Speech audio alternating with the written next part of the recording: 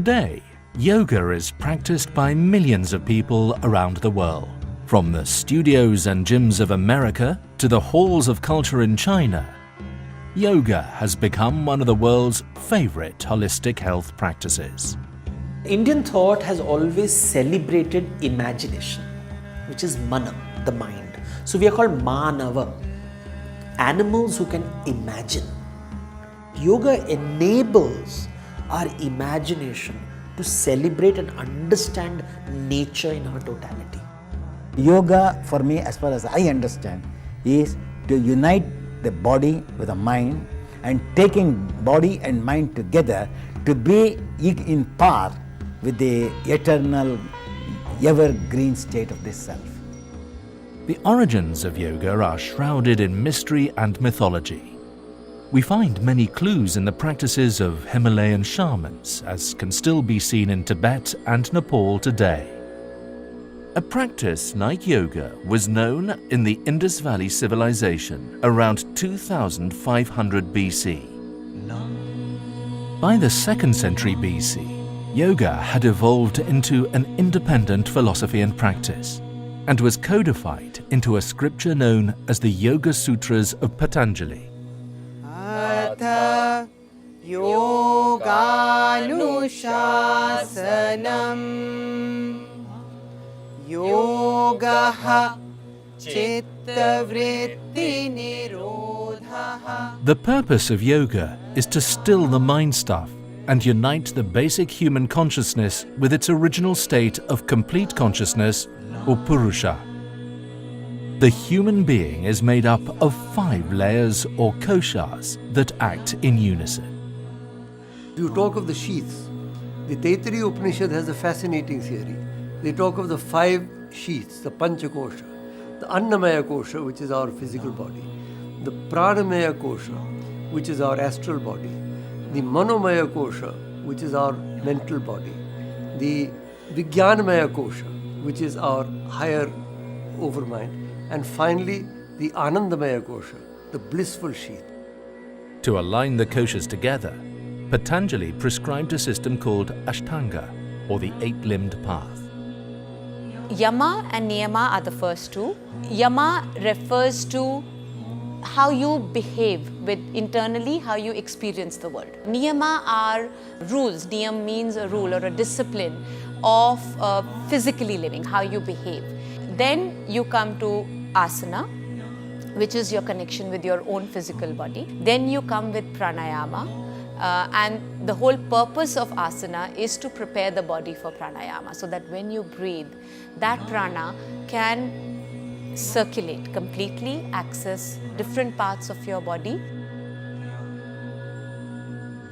And then you come to pratyahara, which is restraint. Pratyahara actually means to withdraw the senses. And then you come to dharana, dhyana and samadhi, which are called the antarangas. They are the internal limbs of yoga, because if you practice the first 5 limbs, then they are the outcome. Your ability to focus, your ability to meditate on something, and your ability to access union with true self. In the 12th century, a monastic group arose called the Naths that codified the practice of yoga into a training manual and methodology for monks called Hatha Yoga. Hatha Yoga has been misinterpreted, certainly to a very great extent, as physical yoga. But Hatha means willpower. Willpower is stronger than mind. These postures were first detailed in the 15th century through a book called the Hatha Yoga Pradipika. What this did was move yoga away from the lives of ordinary people and into secret schools and systems across India. By the time the British colonized India from the 18th century onwards, yogis were seen as eccentric, dangerous madmen who lived at the edge of society. By the end of the 19th century, the word yoga had started to become well known in Europe and America through the work of the Theosophists and the arrival of Swami Vivekananda. He taught Americans the ideas behind Raja Yoga. In India, The Maharaja of Mysore was a great patron of yoga. His teacher was the legendary Krishna Macharya. Iyengar was his star student and gave most of the demonstration popularizing Hatha Yoga in Mysore and across India.